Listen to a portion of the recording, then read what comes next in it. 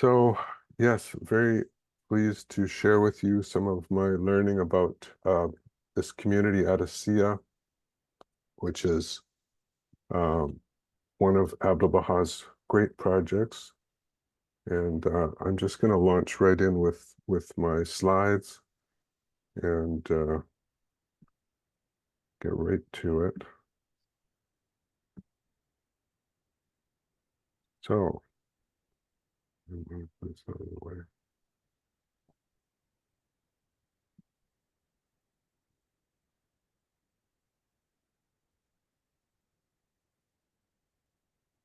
Let's begin here.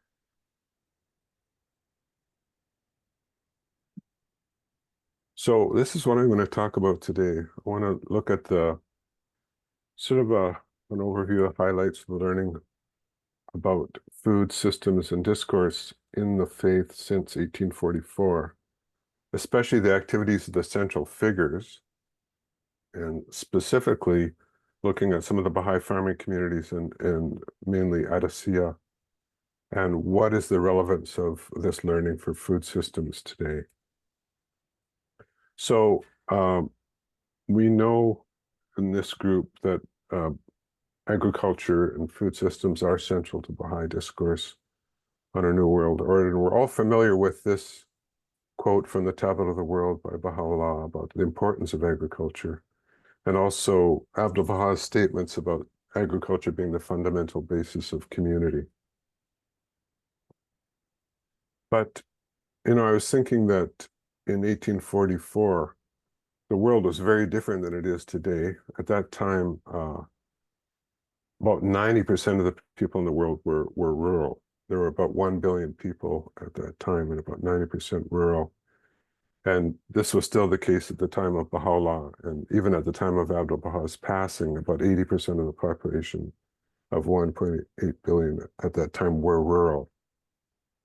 So it's understandable then that the discourse and the activities of the central figures of the faith often focused on the well-being of farmers and villagers and about agriculture. But is this still the case in 2024? Is agriculture still central? I was thinking about that and I realized, okay, it's a much more urban world, but in fact, there are more rural people today than there were at the time of the central figures. And today there's still something like 3 million villages in the world. And of course, this idea that eating is an agricultural act that Wendell Berry has said, so that, today the 8 billion people are now completely dependent on agriculture. So in a sense, I think agriculture is even more central, more significant than it's ever been. And farming remains our largest occupation. Something like 2.5 billion farmers and their families derive their livelihood from agriculture. Most of them are smallholder farmers, like 1 to 5 hectare farms.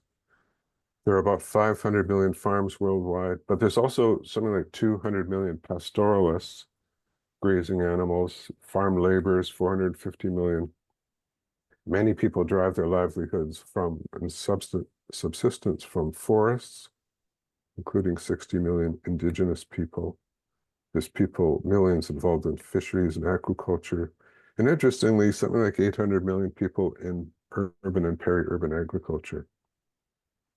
Then I was looking at the United Nations Sustainable Development Goals, and I found that most of them hinge directly on rural development, food, and agriculture. So rural development is the key to eliminating extreme hunger and extreme poverty. And most of the extreme poor people actually live in rural areas, and ironically, most of them are smallholder farmers. And so you'll see most of I won't go into it in detail, but most of these sustainable development goals are really related closely to agriculture and food systems. And the other side of it, on many of these goals that relate to sustainability also relate to rural development and regenerative agriculture. So, for example, we see that 40% of land today is degraded with a population of 8 billion people. And 95% of the Earth's soil is on course to be degraded by 2050, when we'll have a population of closer to 10 billion people. So the other thing is the connection between agriculture, soil, and climate systems. So because of this, I think that you can say that the well-being of the urban majority also depends on rural development, how we manage our agricultural lands, our soil, and so on, as a key to solving climate change and other environmental problems. So back in 1919, when a group of pilgrims were visiting Abdu'l-Bahá, they asked him about the economic problem. And he said the solution begins with the village, and when the village is reconstructed, the cities will follow. And after outlining his approach, he said, he made a bold prediction: if this approach becomes widely established in villages and cities, then justice will prevail and there will be no war. So what was his approach? What was his system?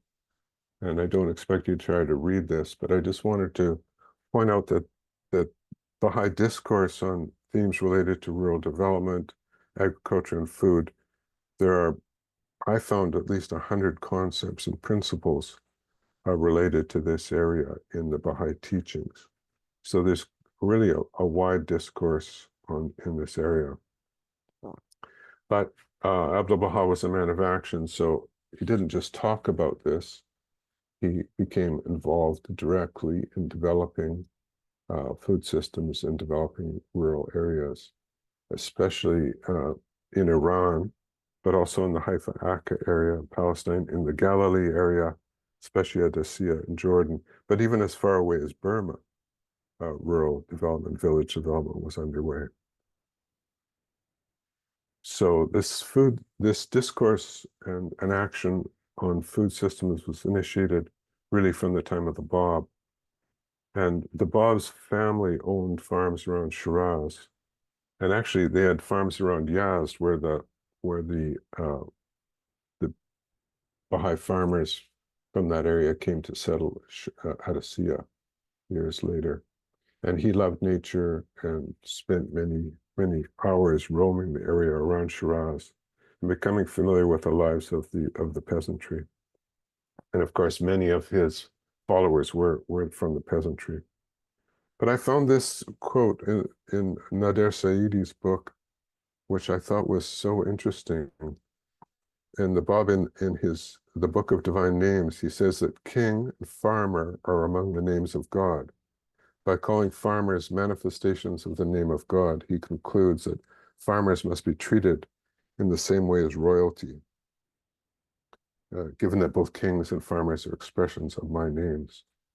And I thought, and Nader Saidi goes into some depth in the implications of that concept in the Bab's teachings.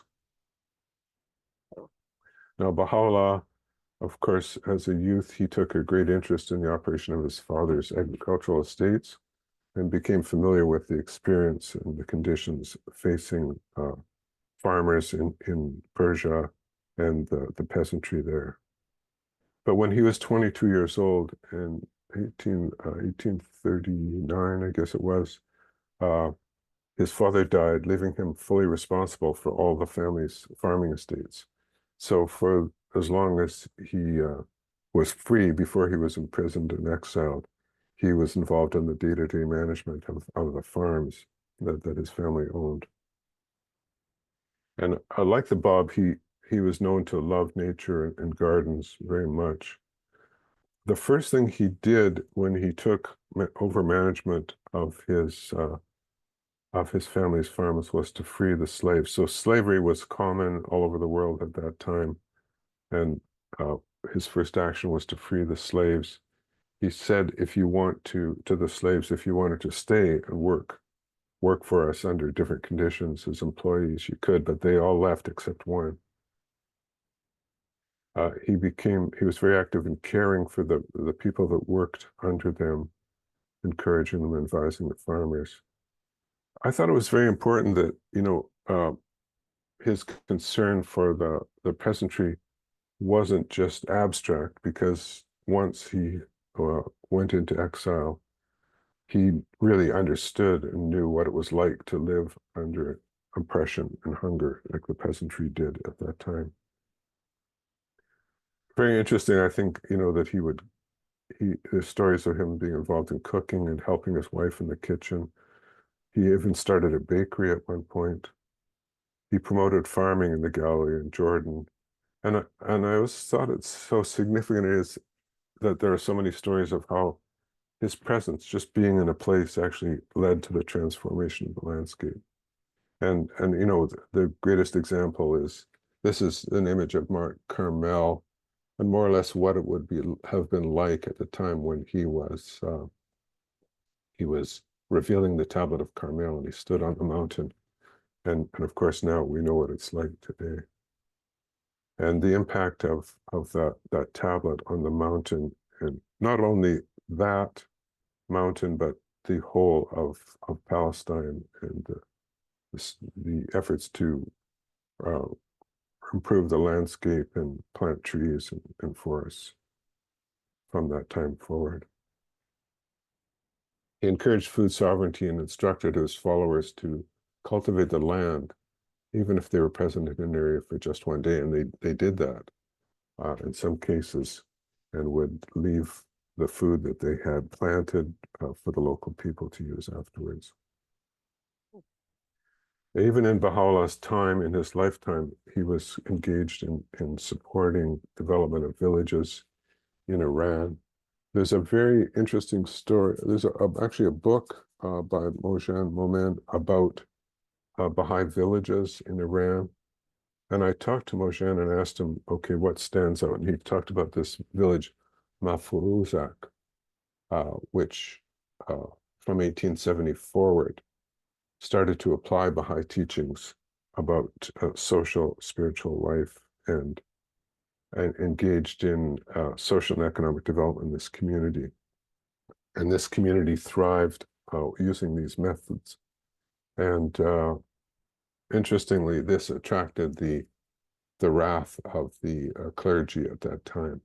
And this became common, that the Baha'i villages that started to use these principles in their development would prosper, and then they would stand out and attract attention. So, for example, eventually this village, Mafuruzak, was attacked and pillaged, and Mullah Ali Jan, the leader of the community, was killed. But his wife, Alafiyeh Hanum, continued this work and became a travel teacher throughout the country, encouraging village development and the emancipation of women. Another village was Ivel, and it prospered under the Baha'i teaching. This is actually a picture of that village. And more recently, it's still under attack, and more recently, the Islamic regime seized all the land of the Baha'is in the community. That was a couple of years ago. So still a problem. Baha'u'llah hosted the farmers of Seysan, who came to visit him, and encouraged them to adopt a new crop that was potatoes. And they came to him and for a visit, walking all the way from Seysan in northern Iran, carrying flower pots on their shoulders to give him some of his favorite flowers when they arrived. And he was so touched by this that he praised them and gave them this gift. And they took it home, planted the potatoes, and gradually increased that crop. And this was as a result, there was a famine, and their traditional crops, wheat and barley and so on, failed, but the potatoes were saved their community and became a regional crop. And these are the Baha'is gathered at the entrance of their village in this photo. Something like 3,000 people there were Baha'is in this community. And as I said, these villages were attacked often, and after the revolution around 1980, this village was attacked and sacked, and the houses of the Baha'is were all destroyed. And even the Iranian press, although they weren't they weren't condemning the attack on the Baha'is. They said, why did they destroy all this prosperous community? And they said, we depended on the Baha'is for our economic welfare and so on. So there was criticism of that. Now, Abdu'l-Bahá, he really was behind these model achievements in regenerative agriculture and rural development in some of these Baha'i communities. He was involved in agricultural activities in his childhood on his father's farms, and moved from a life of luxury to poverty and hunger. And on their exiles, he became the provisioner, finding food and feed for the animals on their journeys, which was not easy. And he was also a cook and a gardener.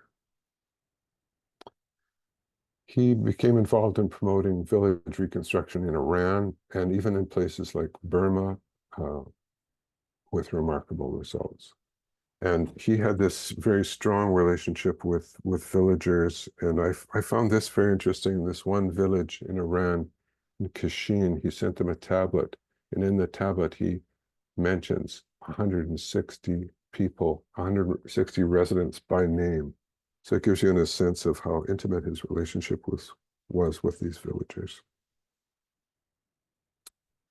So in the 1880s, Abdu'l-Bahá was recommending that Baha'is, rural traders, businessmen, orchard owners, and farmers set up co-ops, partnerships, ventures, and organizations to improve their stake in agriculture and food systems. And a series of businesses and co-ops were established. And even things like a rudimentary postal service, so people could communicate with each other, was set up at that time. And although, he was an exile and a prisoner now in Palestine, he was able to help the Baha'i community to establish farming villages around Haifa and Akka, and especially in the Galilee region. He was a gardener. This is a picture of Abdu'l-Bahá in his garden around his house. And he had a gardener, but he was actually involved himself in gardening as well. In fact, during the First World War, when he was threatened with crucifixion, people would see him out in the garden planting trees and so on, and kind of laughed at him because they thought, why is he doing this? He's bound to die soon. But after the war, when he was free again, he would send those same people bouquets of flowers and baskets of fruit from his garden. And the central figures had this special affection for gardeners and cooks. And so Baha'u'llah, for example, revealed a tablet for Aga Abdul-Salih, who was the gardener of the Rizwan garden.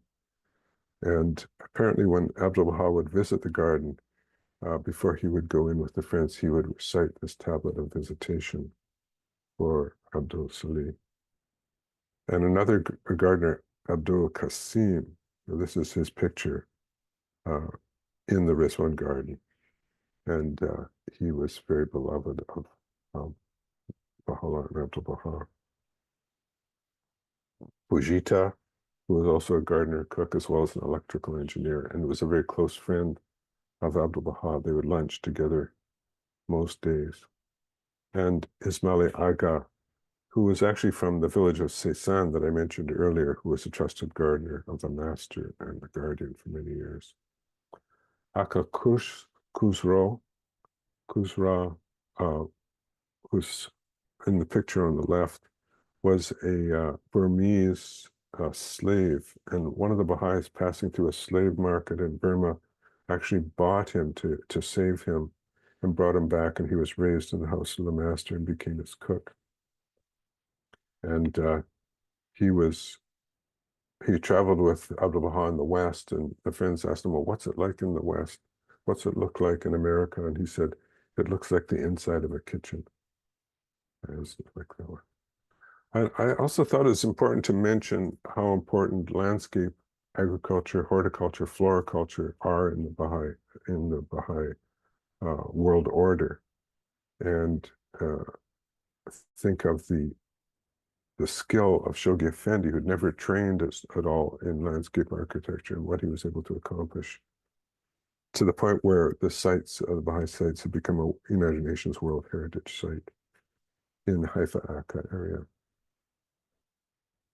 So once the Baha'i prisoners in Akka had a little more freedom, the restrictions were relaxed. Abdu'l-Bahá was able to start a number of farms around that area, and these communities, these little farms, were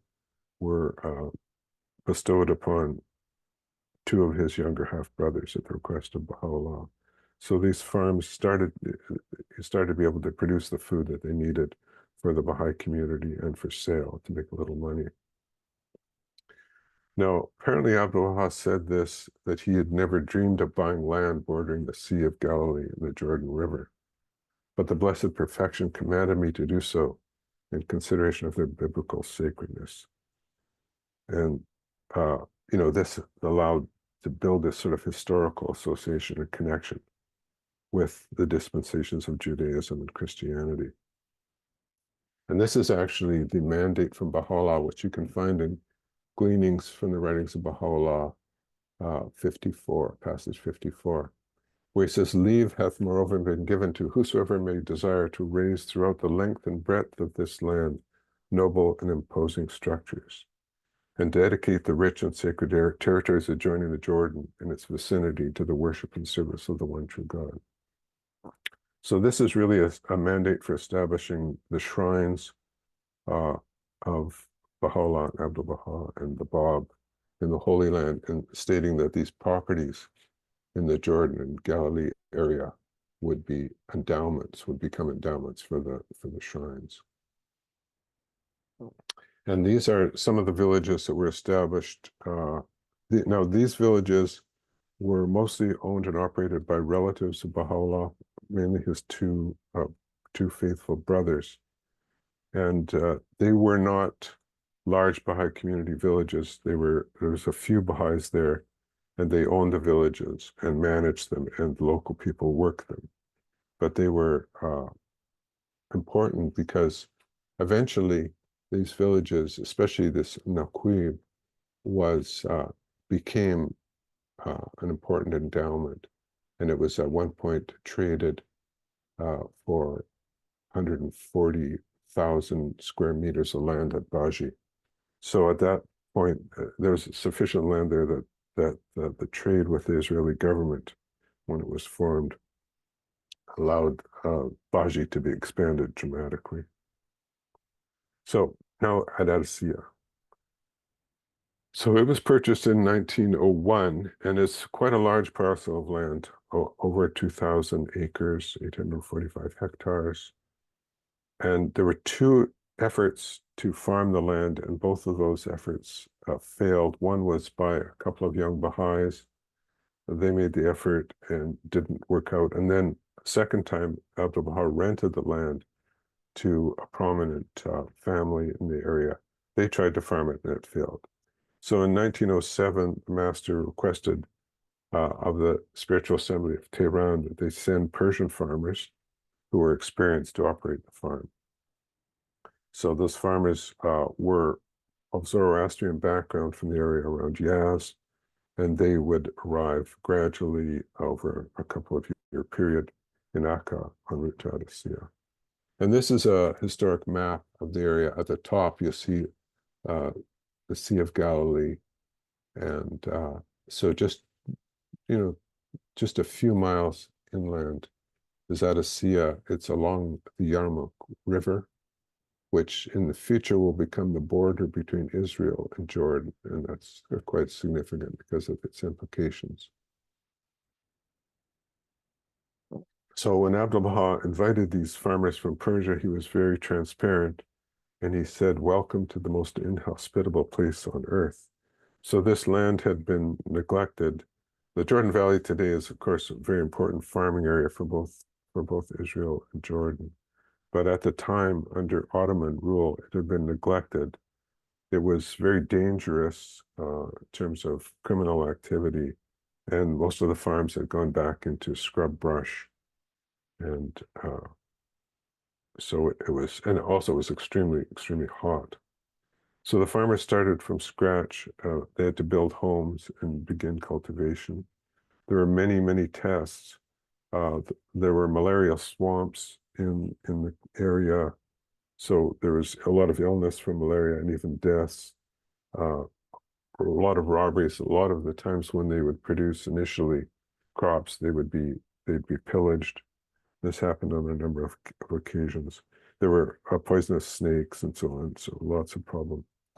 But Abdu'l-Bahá provided very favorable tenancy arrangements, unlike what was common amongst the landlord and peasants of the time. And he encouraged diversification and made 4 visits to Adasíyyih, which are in the book are described in a certain amount of detail, because his Abdu'l-Bahá's secretary was with him on those visits, so kept records of what happened. And a lot of the time that the master spent in the area was actually not right at Adasíyyih, but in surrounding communities where he was, in a sense, doing public relations, telling people what the Baha'is were doing there, encouraging them to improve the security of the village. And indeed, over time, conditions did improve. So this is the one picture, I believe, that there is available of Abdu'l-Bahá at Adasíyyih. And apparently it was at Nauruz, and they brought in a professional photographer to take this picture. I think this is that picture that is mentioned.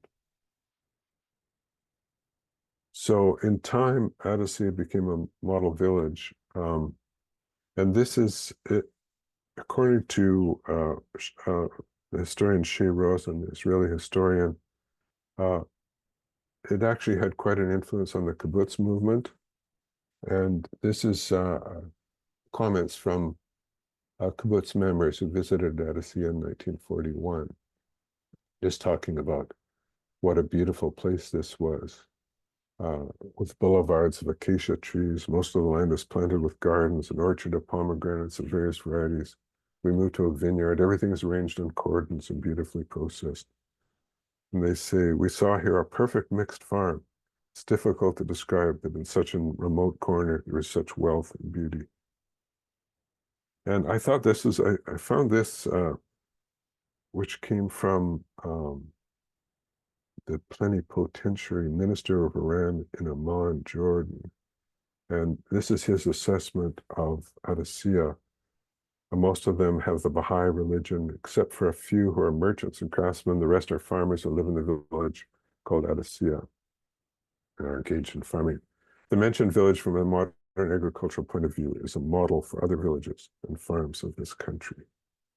So even the Iranian authorities acknowledging Adasíyyih.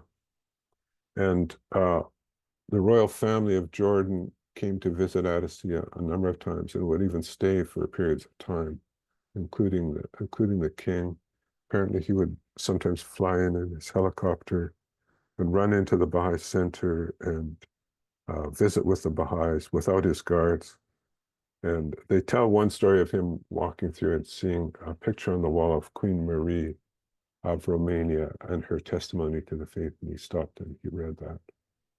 But when the king would come, people from surrounding villages and so on would come to visit as well.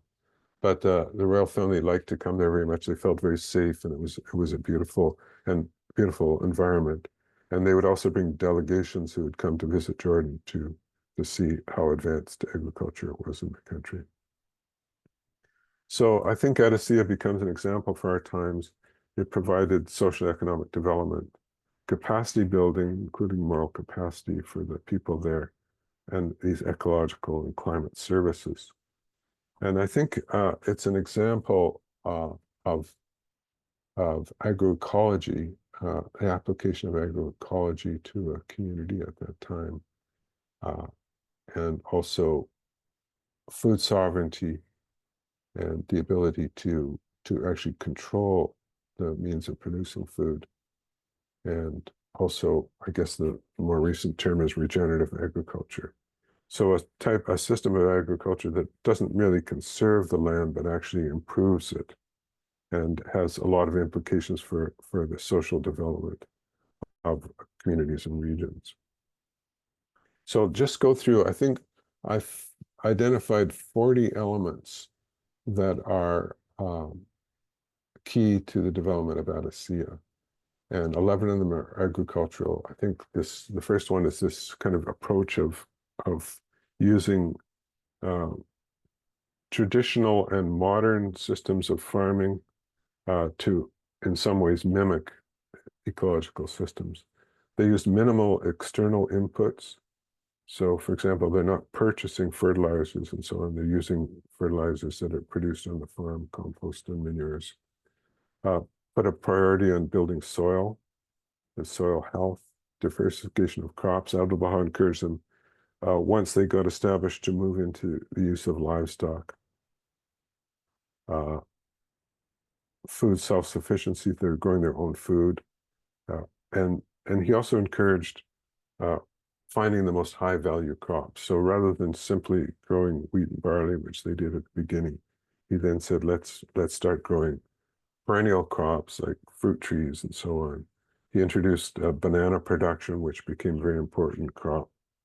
And they started to also some value-added on-farm processing of crops, processing, packaging, and so on.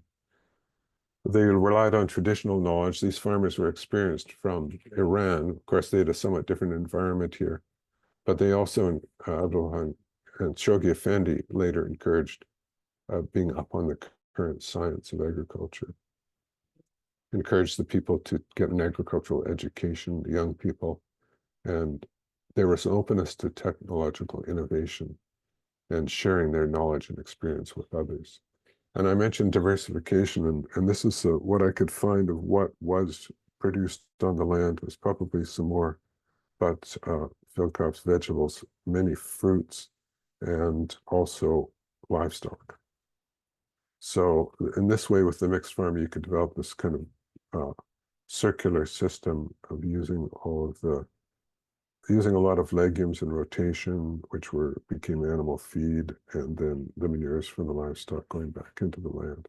So in the book, we actually go into, Abdu'l-Bahā's precise instructions of how much manure to put on crops, and so it's kind of amazing that he knew all of that and could share that with the friends when he visited. So in addition to the agricultural development, we're talking about combination of spiritual and social development going hand in hand. There are lots of programs for children and youth, further education, schools and tutoring. I found 12 elements around social and educational development. I think, this idea we have today of engagement of the three protagonists, this was happening where there's the development on the individual level, the community level, and institutional level. So the importance of the individual capacity of the residents, so classes for children and youth, adult study groups, and prayer gatherings. So there were literacy training for all the people in the community. Priority in education, they brought in teachers, professional teachers. First, it was just the families who were doing it, but then they eventually hired professional teachers. Worked on gender equity. So, this is an inequitable society in terms of women's rights, but they built this foundation through education so the girls would attend school too, which was very unusual at that time. And the empowerment of children and youth, capacity building and training of people there, the building of democratic governance. They formed a local spiritual assembly around the time of Abdu'l-Bahā's passing, which became responsible for organizing the community. They developed a number of committees to manage the farm and manage things like 19-day feasts and so on, which allowed people to consult about community development. They worked on collaborating with neighbors. They were encouraged to learn Arabic so they could relate to neighbors.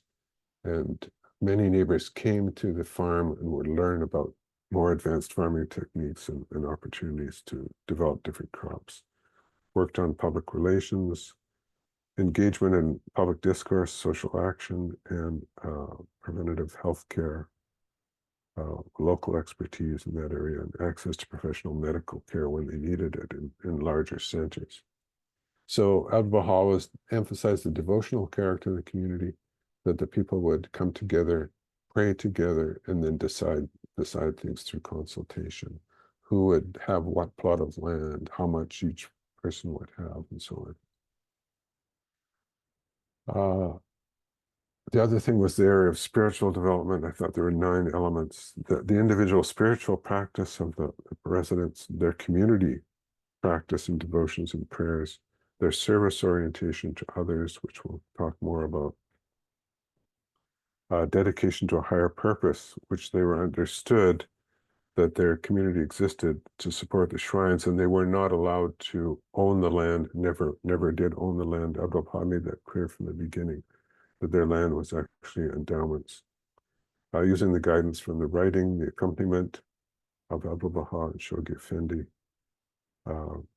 and the ethical relationships that they had with their community. So a number of spiritual elements.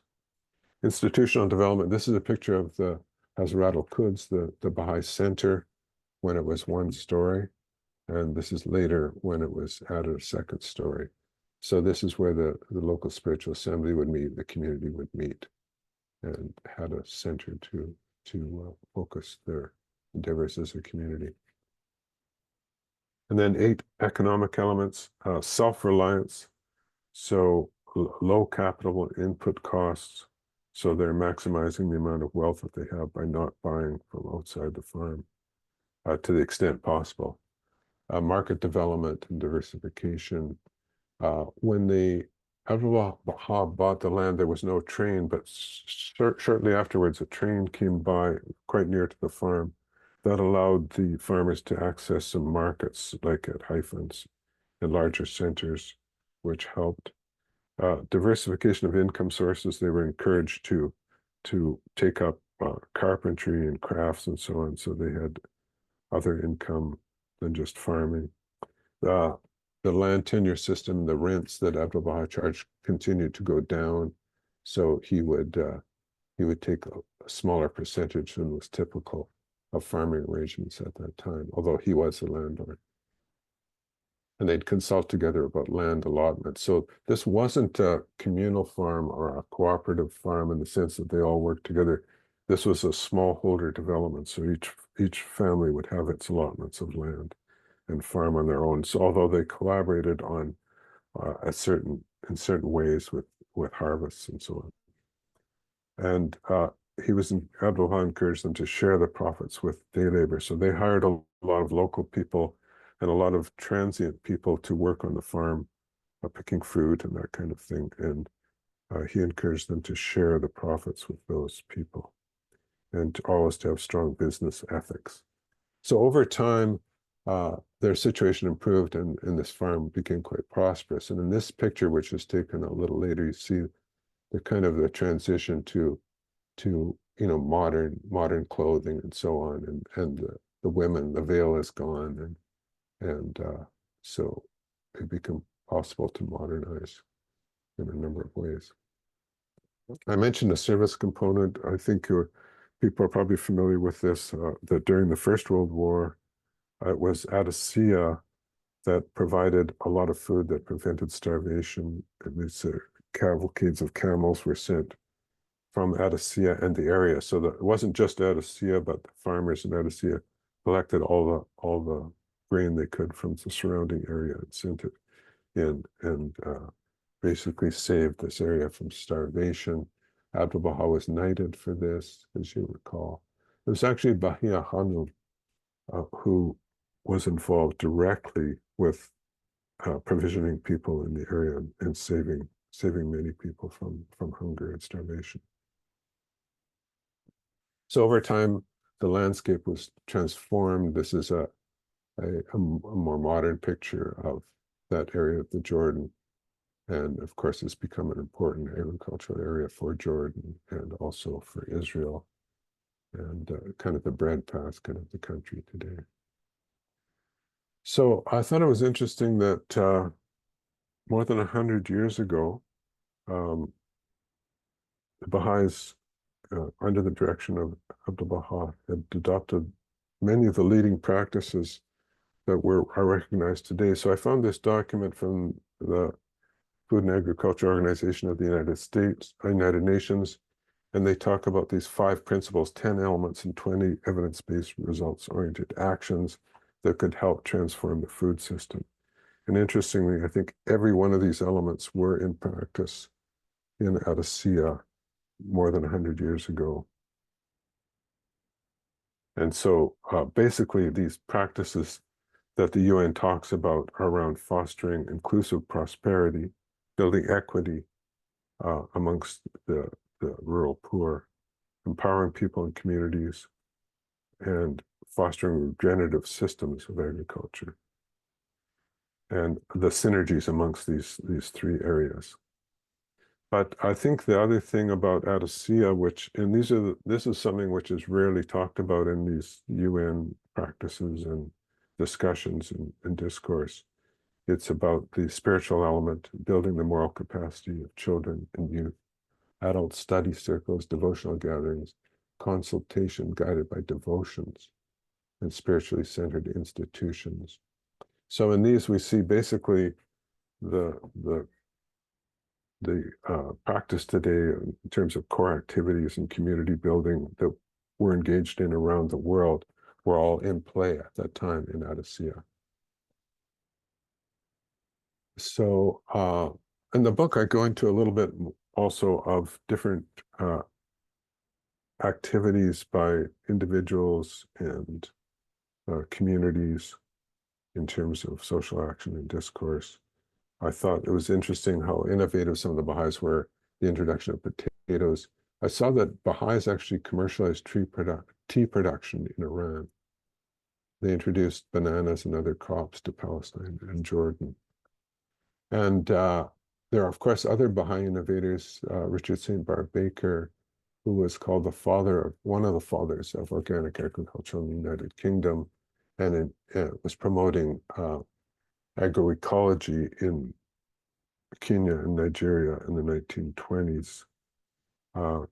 And another person I talk about in the book is Yao Chongzhen, who was an important innovator of agriculture, particularly silk production in China, and was one of the first Chinese Baha'is and translated the writings into Chinese, but very involved in agricultural extension and education in China before the People's Republic took shape. And this is also the village of Daidanao in Burma, which they called Abdu'l-Bahā's village, and became a very prosperous village in Burma based on Baha'i teachings. And in the middle, you see Hand of the Cause. Martha Root was there, and Hand of the Cause Rumi, who was the inspiration for this Baha'i development in the village. Interestingly, this village was also targeted and attacked by reactionary elements in the country to sort of get rid of, they said, to get rid of foreign elements. But it's interesting how the community had prospered. But at one point, this village was also attacked, and Hand of the Cause of God Rumi was beheaded. But the village recovered and survived and is still active today. So yes, thanks so much for having me. And it's great that these Baha'is are still engaged in social action and public discourse all around the world around food systems. And the Agricultural Working Group is highlighting this and telling those stories. And yeah, if you don't have it, please consider getting the book and sharing it with others. You can get it at BahaiBookstore.com and other online booksellers. So I will stop sharing and take any comments, questions. What do you think? Yeah, it'd be great. So if you have a question, if you would raise your hand, you know how to raise your hand down at the bottom, in the toolbar at the bottom, you can see the raise hand. simple if anyone has a question. Thank you so much, Paul. It was so many, that's a lot of information. Yeah. Let's see.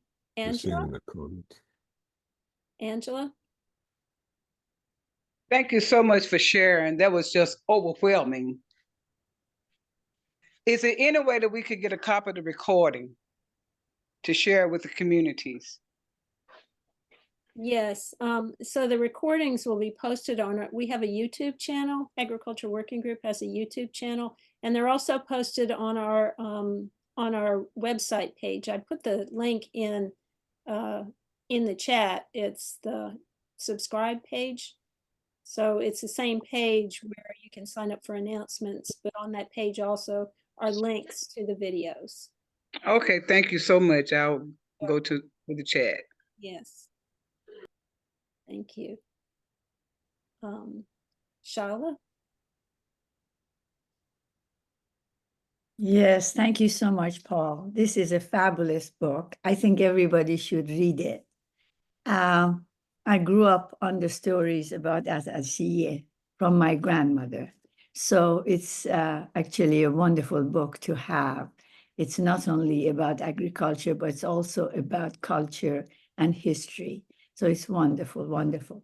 I have a question.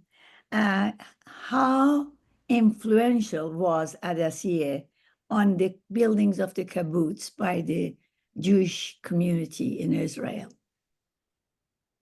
Well, it's hard to know. There's this guy, Shea Rosen, and he's an Israeli historian, and he has actually written quite a few things about the Baha'is in Israel and Palestine, Jordan area. And he believes actually that the kibbutz movement was significantly influenced by the Baha'is, by visiting Adasíyyih. And he goes into a little detail about that and how, you know, different elements of what they did in the kibbutz movement was influenced by Adasíyyih. But you know, other than saying that, I don't know specifically. And I think that he is inferring that from, you know, some of the activities, because he's quite familiar with the kibbutz movement and the timing of things and so on, that's the case. And I did share that one passage, one observation from the kibbutz residents who had visited Adasíyyih. Right. I did want to mention, we do have a link to one of his videos. He did speak for some Baha'is, I believe in the UK. He gave a talk, and the link to that is also on our subscribe page. So if you want to, you know, you want to have more information about Shea Rosen, one of his talks is the link is up there to the video. Yeah, and he does talk about some of the other villages as well, not just Adasíyyih, but he knows quite a bit about some of these other Baha'i villages. Okay, Lee?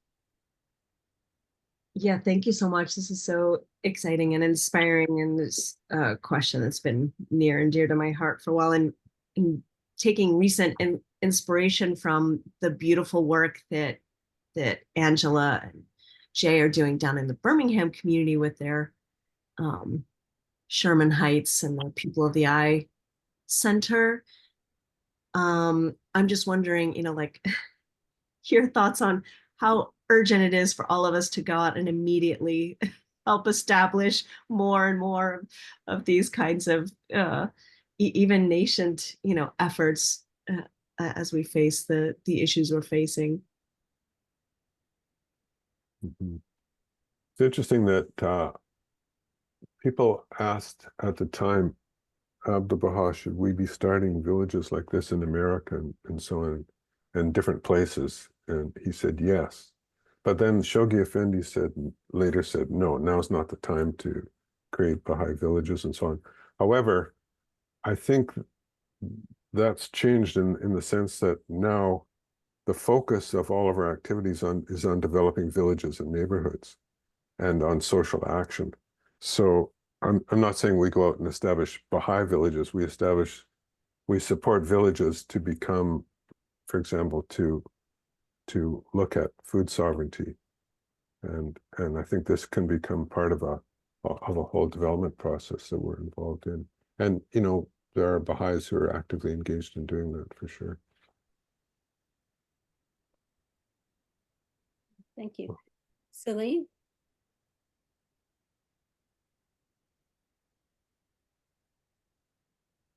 Hello, can you Hello. hear me? Yes. Okay, good. Thank you for taking my question. I have a couple of questions, and I hope you can bear with me. My first one is, Paul, I really am helped in reading through the Audible app because of my time constraints and as a teacher. And I've been looking for your books on Audible, and I haven't seen them. So my first concern is maybe we can reach a wider audience if the books are available there. The second one I wanted is more a comment, because last night I was at I'm in London, Ontario, Canada, and last night there was a movie at Forest City Film Festival talking about the Oneida Nation of Penn. Oneida First Nation, their history is that they bought a piece of land in 1840 after the war, when they supported the British and had to leave New York State. And so they have a piece of land that is shared by the community, and they also, as Haudenosaunee people, have a history of being agricultural people.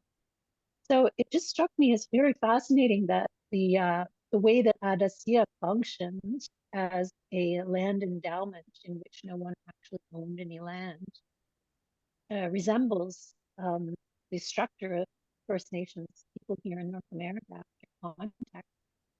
Potawatomi people too, described that way by Robin Wall Kimmerer in her book, Rating Sweetwater. And then the third thing I wanted to say was, I'm glad you mentioned that Shoghi Effendi told us not to create intentional Baha'i communities. And I find that difficult because it's hard in the society that we live in to be very intentional about creating community. As I mentioned, but time constraints are really difficult to manage with a job that really makes balance of home life and work life difficult. And so to engage in core activities for me, unless it's really organic with my lifestyle, is challenging. And I think that in North America, that's part of the reason why we are challenged right now. Because I know I have these conversations with other friends, and I'm not the only one. How do we get all these things happening in our lives when we have like a sort of a lifestyle that we get in a car and we leave and we go to a different community for work, and then we come home to this community and we just have our, you know, our lives to get back in order to get back out to that other community again to do our job. So we really, like, it's very hard to be intentional about who do we create our activities with and how we fit it in. Thanks, Celine. I had a little trouble hearing you because it was sort of choppy, the voice, but about the audio book that is apparently it's going to be done. I don't know what the timing is like for that, but the publisher is talking about doing that. Yeah, and this idea, I think of you know, village and neighborhood development, and I think now we're at a stage where the goal is for all villages and neighborhoods to be Baha'i villages ultimately, and to begin to, you know, I think people will be able to look at what Abdu'l-Bahá did at the time in Adasíyyih and in other communities in Iran and so on, encouraging village development and diversification and food production and so on, and take inspiration from that for sure. Thank you. Sorry, probably my headphones were getting in the way of my microphone. It's probably Yeah, better could if be. I turn them on. Sorry about that. No worries. Is Bill next? Bill. Yeah, Paul, I want to really thank you for a great book, and this is really a wonderful presentation, giving me more insight into the work that you've been doing. And I do want to sort of pick up on the point Lee made about, is it time for us to go out? To start villages, I wouldn't say so. But there are a lot of communities, and I know it's true around the world, but I'm most familiar with what's going on in the United States. There are a lot of communities that are in a state, some of them of very serious distress, including the town I grew up in Arkansas. And agriculture, most of them, at least east of the Mississippi River, do have agricultural potential. And that means something very much like Adasíyyih and what Abdu'l-Bahá did. And there are other models for doing this. I've worked with been associated with a community in Iowa for about the last 3 years, Fairfield, Iowa. And they're a small community, 10,000 people in the middle of Iowa farm country. I think they're the largest community in 6 counties. They do work with their local Sierra Club. And they have put together an incredible local food system and local sustainability system. So there are folks out there that are doing this. The Vermont Farm to Plate program it took their local food, which was much higher than the average in the United States, up to 13% over the course of 7 years. So again, there's a model of a statewide program where they didn't come in as a government program. They went out and started conversation with people in the small towns and villages in Vermont. So that point, and those of you who know me know I've been kind of pushing in this direction for quite a while. We do have 4 study groups. We have in the past discussed a community of practice for the Baha'is to start establishing rural agrarian programs. And I would just like to suggest that that as our study groups develop, that maybe we keep this little question in the back of our mind. How is it that we can apply this wonderful knowledge and the expertise that this group has to solving a problem that is obviously, it's only going to get worse. Food insecurity is very high in the United States. And it's mostly children and youth who are the victims of that. So there is a social problem that needs to be developed, not in Africa, South America, et cetera, but there's some attention that could be promoted to that. And Paul, you made the point that the Baha'i faith has a very unique vision about returning to the land and to agricultural production. So I think we have something really important to add, but that community of practice, I think is maybe something we need to think about. So once again, really appreciate your work on this book and this great presentation. Thanks, Bill. And I think in a sense, if we just apply the plan, the framework of action, naturally this will evolve. Like, it's about bringing together people to read their reality and to figure out how to improve their social and spiritual condition. And so naturally they're going to start at some point discussing these issues around food systems and environment, and begin to make corrections in what they've been doing. So I think it'll happen naturally. I think, is Angela next? Angela, yes. Angela? Yes, I don't know whether I should even bring this up, because what you're saying is just so informative to what we're supposed to be doing now. But I know in your research, you talked about slaves. And I was trying to find out, before the slaves were free, to what extent were they used to help in these agriculture endeavors? Did you find that out in your research? No, I don't know. It was mentioned. Is it Christopher Buck, is that his name? The researcher who has done some work on that area, I think on the freeing of the slaves. And so maybe going into his research, you could find more about what they were doing, but I'm assuming that they were, engaged in all kinds of different activities in support of the household and the farms, Okay. livestock and so on, but I don't know. Okay, no problem. Thank you. So next, Stephen. Paul, that was very moving, as one might have expected. Just to point, Angela, I think Baha'u'llah came to the point where he had significant control of the estates when he was about 22. So I think it's 1839 or 1840 that he freed the slaves, well before he had even heard, had become a follower of the Bab or anything else. Paul, you mentioned that Abdu'l-Bahá had encouraged the use of livestock. Now, where did he stand on the goat? You sort of have the feeling, from an ignoramus like me, I have the feeling that the goat has probably been less than helpful to plant coverage in the Middle East.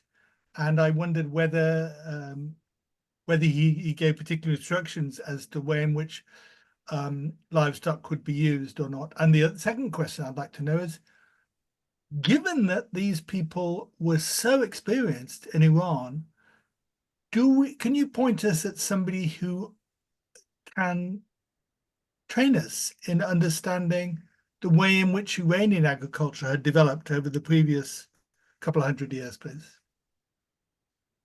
As to the goat, I notice it's on the list of animals that were raised on Adasíyyih, and and definitely a lot of the problems of the area were overgrazing by goats and sheep. But of course, if you manage them properly, they're not a problem. A good source of food and very efficient eaters of many different things. In terms of, I'd look at Mojen Momin did a book about Iranian villages, Baha'i villages, and so perhaps I just read the chapter about the one community I talked about in the presentation, but I think probably there'd be something there that could guide you in terms of your question about Iranian agriculture. I should mention, I always try to mention HRH Pushti, who is actually the source of a lot of the information that I found in the book, and he was a agrologist from Iran who did a lot of the research on Adasíyyih. But he did quite a bit of writing, and I don't know how many of his papers and so on are available, but they might also be good sources. I can easily get hold of those because he used to live here in Oxfordshire before he went to Canada. Thank you. Yeah. There is one paper that you can find if you look carefully on the internet. I do have the paper that was done after his death. So anyone's interested in that, that's got a lot of, it's a rather long paper. Thank you. That's the one on Adasíyyih, and there's also one that he did, and we did the book, The Spirit of Agriculture, and he did a paper on the agricultural activities of the central figures, which is in that book, which was published by George Ronald. It's still available. I know it. Thank you. Yeah. Neil, is Neil next? Yeah. So I've got my agricultural journalist hat on and my Baha'i hat. So first of all, let me say, I think that is absolutely masterly. I think you're a masterly presenter, and thank you very, very much for that. So I have 5 questions. First of all, is this the premiere of this presentation? No. Okay. Where else has it been presented? I presented for the Ottawa Baha'i community actually last week, and I think they recorded it. Okay. And then for the, they're all different, but the at the Bahá'í Studies Conference in Atlanta, I Oh, don't think that one was recorded. okay. And I don't know, a few others. I can't think of them right now. Have you considered developing your own media platform as such? No. Okay. I've got some websites and Facebook pages and so on. Right. You have the depth now to do that. The quote from the writings of the Bab, how did you obtain that? It's in Nader Sa'idi's book, Gate of the Heart. Okay. So it's not actually, it's not actually a quote. He paraphrases it. It's kind of his own translation that he paraphrases. Thank But you. yeah, you'll find that there.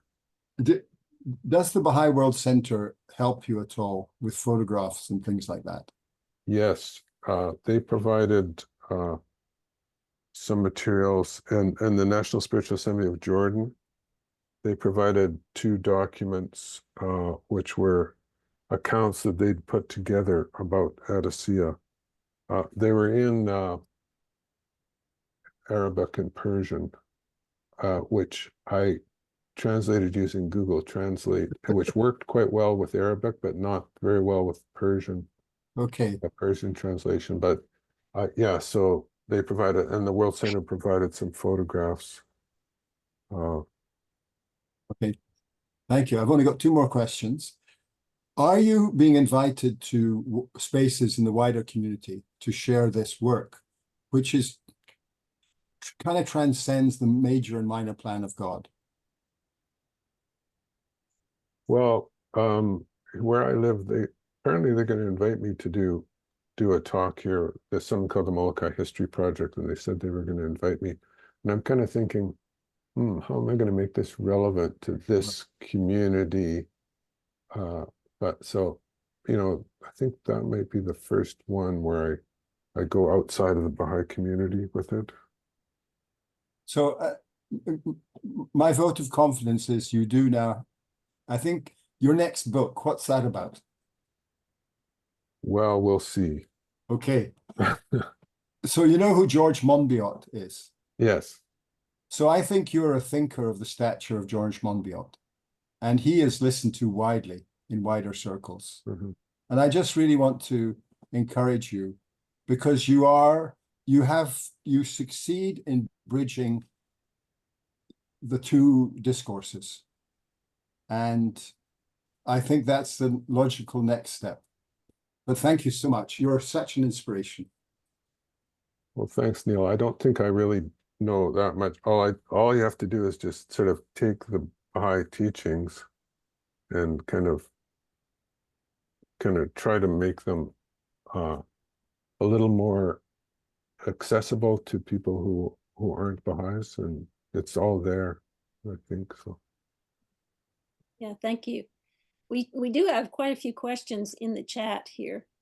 So there was one back here. Shahan asked, do we know anything about the economy of this community? Well, I did have one slide where I said some of the things, but yes, initially extremely difficult. People were just living in mud huts and so on. But I think that the key thing was that the arrangement that Abdu'l-Bahá made as the landlord was much, much more favorable.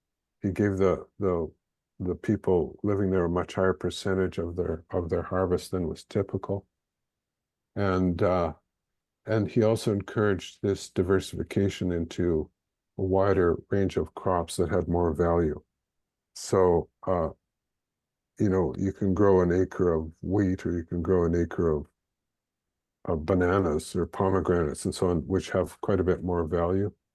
And so he encouraged that.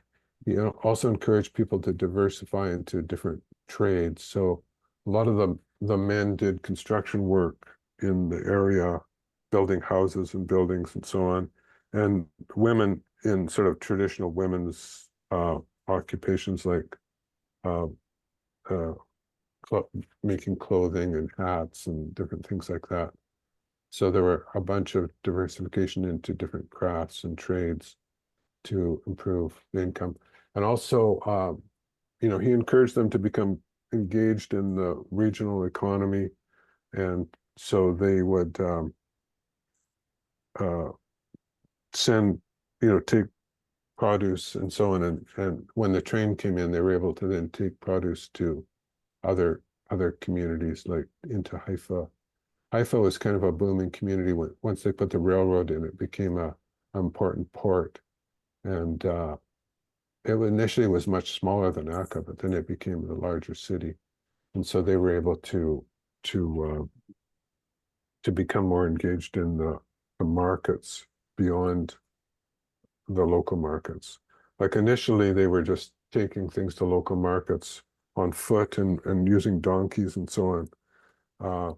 And there's stories in the book about people going into the market to sell something. And one guy, he used the money to buy a shirt, and then on the way home, he was robbed, and they took his shirt. So he came home with less than he went into market with. So there was a lot of problems like that, but gradually the security improved, and Abdu'l-Bahá worked with the local officials to ensure that security improved in the area. And generally speaking, the Ottomans and then became more interested in the area, and it started to improve security. And then following the war, the British and then the Jordanian government became much more engaged in providing security. So that all helped. Yeah, I don't know if that answers the questions, but the book does go into the economy of the community to some extent. Right. So there's another question here. What were the holistic techniques of agriculture used back then, especially concerning watering and soil health? And then there's a similar question about irrigation. Was it all rain-fed, or were there techniques imported from Iran? Yeah, the irrigation, it was rain-fed. I think they had about 20 inches of rain a year, but it was very, very hot. So in the summer months, it was quite problematic. But they were right on a river, so they built a small check dam into the river, and they were able then to kind of raise the water level up, and they created irrigation ditches, and so irrigation water was brought in that way into the community through that dam and trenches into the community. So that really helped. And in terms of the techniques, I think I mentioned a bunch of them. I think the diversification into livestock allowed them to then have the manures and so on that they could start to improve the soil. There's also crop rotation. They use a lot of cover crops and legumes in rotations, which was important. And then also perennial tree crops and so on, with planting. They talk about planting between the rows, planting beans and things like that to improve soil. So there are a lot of techniques. Now, as you mentioned there, the Iranian farmers were very experienced farmers, but the environment, I guess, was considerably different. So they had to learn and adapt a lot. And Abdu'l-Bahá actually would give precise instructions, like he'd say, okay, plant these things this far apart and grow this in this area and so on. So it was interesting how detailed his instructions were. But yeah, to the extent that I could find information, I included all of that in the book. So there's one other kind of question here about, says, you say that the community lasted 50 years. Was there a decision to end the community, or was it gradually assimilated into the surrounding communities? So several things happened. The first was when Israel formed in 1948, now Adasíyyih was right on the border. So the Yarmouk River, which was adjacent to their land, became the border for that part of the border between Israel and Jordan. And then hostilities broke out. So now Adasíyyih was kind of right in the line of fire. And so there were problems with that. And at that point, a number of the people left the community. So the community became a little smaller. But then it continued into the 1960s. And then two things happened. One was continued violence. There's the Six-Day War, and there was some shelling, and one of the Baha'is was killed in the shelling, and that sort of sobered people and realized that they're in a lot of danger in that area. And then the next thing was Jordan introduced land reforms in which they gave land that belonged to landlords back to the peasants who worked the land. So the Baha'is were told that they could take this land back from the land that now belonged to Abdu'l-Bahá's family. But they didn't do that because under the direction of the House of Justice, they were reminded that Abdu'l-Bahá said this land could never be owned by the residents because it was an endowment for the shrines. And so at that point, they decided to leave, and they dispersed and went to other places in Jordan, where some of them became farmers or moved into some of the cities, or some of them went back to Iran, and some pioneered to different parts of the world. And so around the end of the 1960s, the community dispersed. Now there is a small city called Adasíyyih, which is very close to where the Adasíyyih farming community was. I think it has about 10 or 15,000 people today.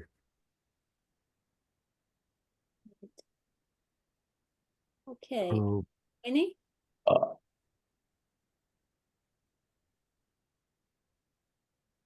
Winnie, you're muted. You need to unmute yourself. Sorry about that. Thank you so much for the whole book, but also for this way in which you encourage us to look for the elements and the principles in each of the areas that you spoke about. I found that very helpful and makes me think more deeply each time about what I'm reading.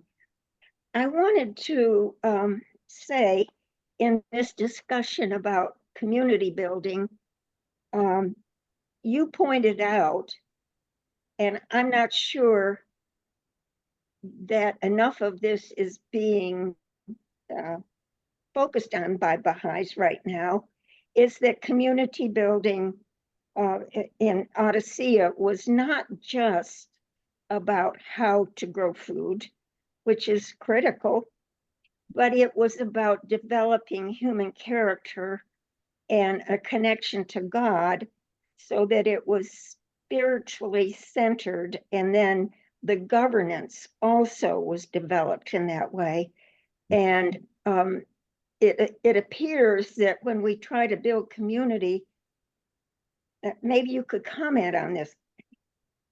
Consultation is not a common skill, at least in the governance of this little city I live in. And I think it's such an important one that we learn by creating spiritual assemblies and by living with other Baha'is. Could you just say a few more words about spirituality and governance that was encouraged by Abdu'l-Bahá and Adasíyyih? Mm-hmm. Yeah, and I think I mentioned that Abdu'l-Bahá's secretary, recorded a lot of what Abdu'l-Bahá said when he went to Adasíyyih. And most of it, I think, is about the social and spiritual side. So his encouragement of people always to they'd come to him with their problems, and he'd say, okay, come together, pray together, and consult. That's kind of the foundation of the community. And that's what they did.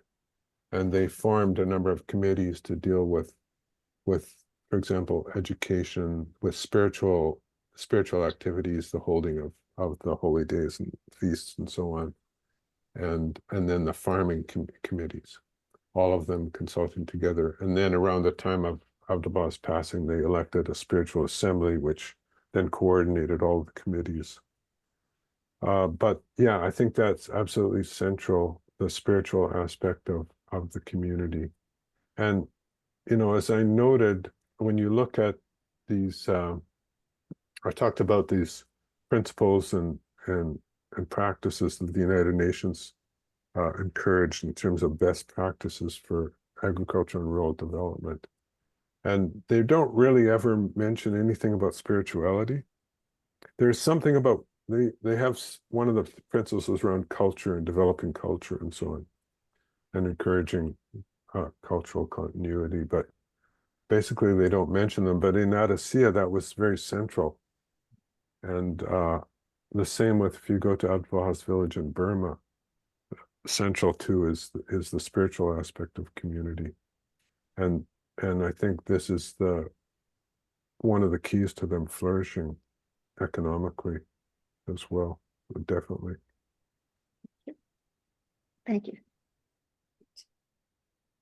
So then there's one more question. We're getting, near the end here of our time, but there is one more question about, did not the village storehouse play a central role in the village economy? Yeah, so Abdu'l-Bahá talks about this, the concept of a village storehouse, which would be kind of like a community bank that would, take a certain percentage of the revenues of the community and hold them, and then use them to support development of the village. And I think I don't know that I didn't see anything in the information that talked about that. They talked about a certain amount about lending, and lending would be between arrangements between the different farmers and farm families. So people, if they wanted to do something, one farmer may have developed more and have some more resources and would support other farmers and then be paid back. They tended not to borrow outside the farm. They did to some extent, and that usually caused a lot of problems because they were going to money lenders. But I don't see that, the whole concept of the village storehouse, as we learned about it in Abdu'l-Bahá's talks, being developed. But perhaps it was. I just didn't see any information directly about that. Gary asked that question. Gary, did you have anything to say? Okay, 1 second. Okay, here I'm trying to get it on here. Can you hear me? Yes. Well, basically, of course, everything that Paul's done, I've worked with Paul for a number of years, and basically, yes, it's really important to see what is happening and in what he's discussing, in the terms of community, in terms of food, in terms of how we can live and everything else. But when I've lived in about, I don't know, 30, 40, 50, 60 countries around the world during the last 50 years. And basically, I don't see enough of these activities coming together as a community, and these communities then building up. And I do believe that's something we should be very much interested in, because as we see the development of temperatures, water, all of the things we know that's happening in the world today, we know that these things are going up, and they can be going up in 5 years, 10 years, 20 years, and it's going to change a lot of things. So we better be ready for it, because I think that's very important. I'm sure you know quite a bit about this, Paul. You go ahead and say whatever you want. Well, I think it is encouraging to hear stories from around the world of communities that are starting to develop a new foundation for development by working with children and youth and kind of building their moral capacity, learning to work with them to consult, read their reality, and see how they can contribute. And then hearing that a lot of them are beginning to engage in small agricultural projects, small projects like tree planting and so on.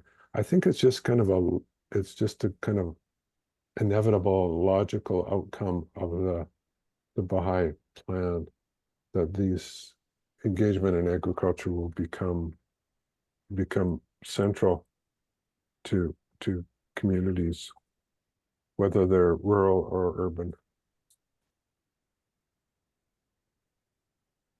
So hopefully stories like this story of Adasíyyih will inspire people to know that Abdu'l-Bahá prioritized this in all the things that he had to do as the head of a world religion, that he also took time to manage villages and encourage villagers and visit them and give them all his love. Yes. There was a young farmer on this call. He's left it now, but his name is Misha Shojai, and he's moved from Toronto to Northern Ontario, where he's running a little farm. Nice. Yeah. Yeah. So thanks so much, Paul. One of the comments that I've heard from people is what they loved about the book are the stories about the central figures that, there's so many touching stories contained in this book. So there is a lot of information, but there are also that very personal stories that I think are really, really wonderful to hear. And I think people will be very interested in that aspect of it too. Yeah, I love that too, reading those stories. And I just, little things popping up like Baha'u'llah starting a bakery. I thought, what? That's kind of amazing, so that he could make sure all the friends in the community had something to eat. Or him helping his wife in the kitchen. You're kind of thinking, okay, you're revealing the Kitabi Akdas, and then you go downstairs and help wash the dishes or something. I don't know. Right. Well, also Abdu'l-Bahá is, having his lunch and the cat in the kitchen and Fuji. Yeah. Those stories, they're beautiful stories. Very beautiful. Really beautiful stories. Nazanin, one last question here. Thanks. Okay, Allah, I wanted to thank you, Mr. Hanley, for this great talk, but I had few comments about this Adasíyyih. I know that the irrigation was taken, like they built dams which were connected to the Yarmouk River, and there also they received a lot, like water to irrigation, and they had also a lot of like tanks for storing the water for the dry seasons. And I wanted to say about this Baha'i community that it was, when Abdu'l-Bahá formed it, it was an example for a nucleus community which has to spread outwardly later. It wasn't meant to be there only. It was meant like it is the nucleus for spreading the faith into this country, in Jordan. I mean, there were Baha'is living outside Adasíyyih, but the majority also who was there for this program, for here, it was a big community. They built big houses and constructed, and they thought maybe they will stay there forever, until Abdu'l-Bahá reminded them that this is not your permanent residence. One day you have to leave it. So it was like in some kind of like indications. When the war came in the 1967, so they were forced, many of them, after many left before, but the last group who left, it was after this war in 1967. And then they spread all around the country. They stayed with all the Baha'i families. They hosted them at the beginning until they found where they can settle, like to form like pioneering local assemblies were formed, and they opened for them trades like businesses, all kind of things which they knew or they learned. And Abdu'l-Bahá was always telling them that the basic like of this community was consultation and prayer. He said nothing should be taken, any kind of decision before praying and consultation. So these were the primer, like basic foundations of the whole community, to pray and to consult, to create first a spiritual foundation before you start doing agriculture and planting and doing all kinds of things which has to do with that. Thank you. Thank you. One thing I'll just say is that since the book came out, all kinds of people who lived in Adasíyyih or whose parents lived in Adasíyyih or grandparents have kind of come forward. And I was trying to find them when I was researching the book, and I couldn't. But now they're coming out of the woodwork, and I'm finding out. So there's probably going to be some important sources of information from those people that will be over time added to this story. Right. Yeah, there are probably some people on this meeting also. Yeah, there are. Yeah. Yes. Right.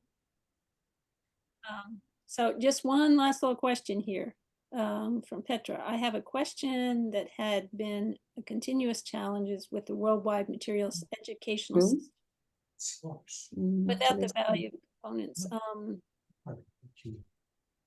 Is there a way the principles of Baha'i teachings about the food production, preserving environment in a spiritual way can be advocated in the school systems worldwide? Well, yeah, I'm sure that there is, and this is probably something that, you know, as we build our relationships in communities and neighborhoods and villages, where we'll be able to, you know, go talk to people in schools, go talk to teachers and so on, and share ideas and encourage them to look at them. And, you know, I'm finding that, like where I live in Molokai, that all the schools have gardening programs. There's gardens right at the school, and you know, people are trying to encourage this idea of, you know, producing our own food. I think, you know, wherever I go, I see that happening in school. So yeah, I think there's lots of openings there. Yes, I think people are becoming more aware of the importance of healthy eating. Connecting children to gardens is a way to get them to eat healthier things. Mm-hmm. Well, I think we've come to the end here. Want to thank everyone for being here today. And if you interested, you can save the chat, and there's the link in there for presentations. Next month, we'll have a presentation, and our speaker next month is Dr. Delina Norris-Tall, and she's going to be talking about invasive plants. She's a doctor of plant sciences. So thank you, everyone. Thank you very much for having me. Really appreciate it. Yes.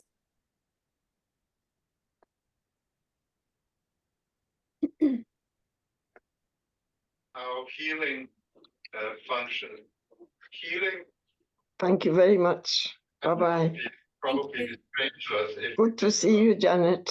Miracles as sort of the divine outpouring that to which there is no end. Thank you. But in antiquity, thank you. There was nothing really that was ever conceived of as endless or